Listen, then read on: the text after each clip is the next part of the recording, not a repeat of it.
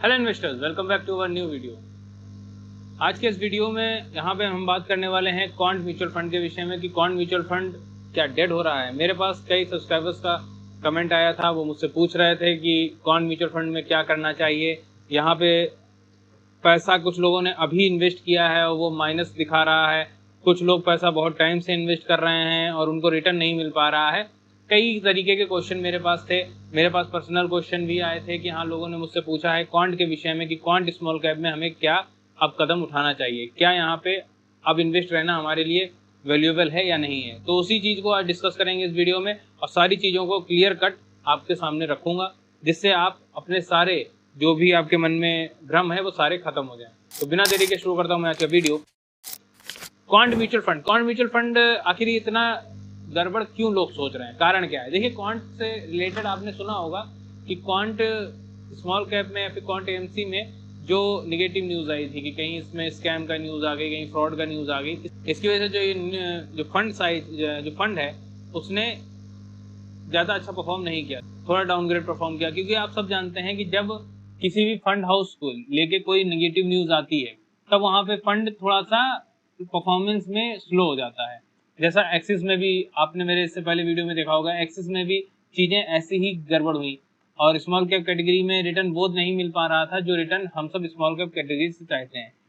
लेकिन अगर हम बात क्वांट स्मॉल कैप की कर लेते हैं तो क्वांट स्मॉल कैप आपके सामने है। यहाँ पे अगर हम इसकी एनालिसिस आप देखते हैं, मेरे चैनल पे आपको और भी मिल जाएगी। यहाँ पे अगर आप इसकी एनालिसिस देखते हैं तो इतना बुरा परफॉर्मर नहीं है ये। कैसे, ये आप देखिए सबसे पहले इसके फंड हाउस को देख लीजिए, जो कि क्वांट म्यूचुअल फंड है। हम सब जान रहे हैं जनवरी 2013 में ये फंड शुरू हुआ है।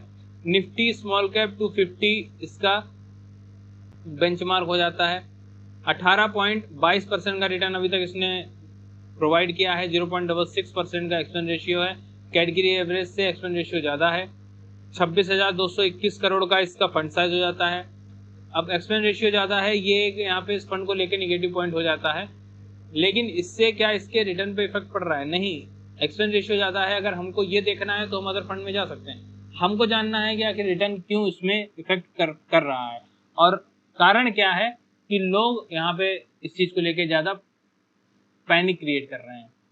मिनिमम इन्वेस्टमेंट यहाँ पे 5,000 का आप कर सकते हैं और मिनिमम विड्रॉल 1 रुपये का भी आप यहाँ से कर सकते हैं। एग्जिट लोड अगर हम देखें तो 1% का एग्जिट लोड आपको देना पड़ेगा अगर आप 1 साल के अंदर में पैसा रिडीम करते हैं। CAGR की बात कर लेते हैं तो 1 साल में 0.86, 3 साल में 27.76 और 5 साल में 51.56 का रिटर्न यहाँ पे CAGR देखने को मिला है। तो रिटर्न वाइज तो मुझे कहीं पे भी गड़बड़ नहीं दिख रहा है, अपने कैटेगरी एवरेज को लगातार बीट कर रहा है। SIP रिटर्न की अगर हम बात करें तो 1 साल में माइनस में, 3 साल में 26.30 और 5 साल में 43.52 का रिटर्न प्रोवाइड किया है, जो कि कैटेगरी रैंक के हिसाब से 5 साल में नंबर 1 पे ये रहा है फंड। तो और क्या चाहिए आपको। मेरा ये मानना है कि जो लोग भी नए अभी इन्वेस्ट किया है, मेरे पास एक कमेंट आया था जिसमें उन्होंने अभी 20 मई 2025 शायद इन्वेस्ट किया हो या फिर थोड़ा अप्रैल साइड में इन्वेस्ट किया हो, 1-2 महीने की बात होगी। तो वो अब मुझसे कमेंट करके ये पूछ रहे हैं कि यहाँ पे माइनस में उनका रिटर्न जा रहा है, क्या करें। वो परेशान है कि कहीं हमको निकल जाना चाहिए, रिडीम कर लेना चाहिए। तो ऐसे जो इन्वेस्टर है, मेरा सिर्फ उनसे इतना कहना है कि आपको डरना नहीं है। आप क्वांट में इन्वेस्ट कर रहे हैं, कोई प्रॉब्लम की बात नहीं है, लॉन्ग टर्म टिके रहिए। आपके सामने मैंने डेटा इसीलिए क्लियर किया कि अगर आप SIP कर रहे हैं तो आप 5 साल के लिए अगर यहाँ पे टिके रहते हैं, मिनिमम 5 साल है, मैक्सिमम आप जितना चाहें लंबा जा सकते हैं, उतना आपके लिए बेटर है। मिनिमम 5 साल भी अगर आप यहाँ पे टिकट रहते हैं तो जो कैटेगरी में ये फंड रैंक करता है वो नंबर 1 पे रैंक करता है। रिटर्न में 43.52 आपके सामने डेटा है।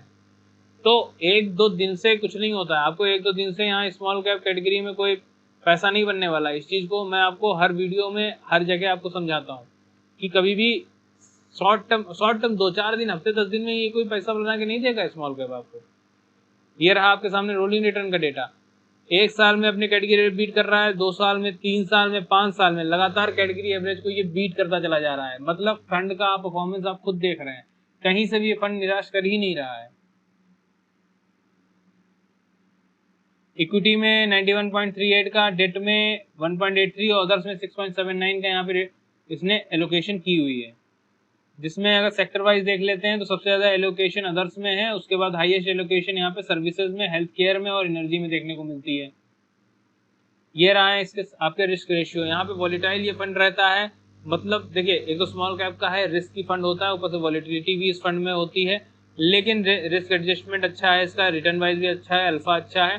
तो अब यहाँ पे कंक्लूजन ये निकलता है इस फंड का कि सबसे पहले तो रिटर्न वाइज कोई भी निगेटिव परफॉर्मर ये अभी नहीं है।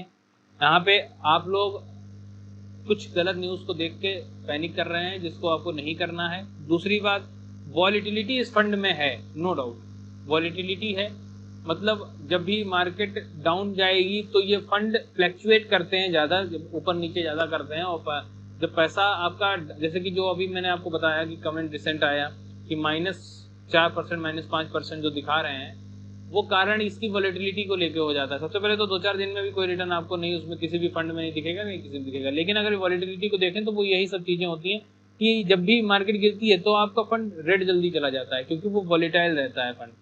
तो यहाँ पे ये फंड वॉलेटिलिटी को लेके आपको चीज़ें दर्शा रहा है, वो चीज़ें आपको देखनी है।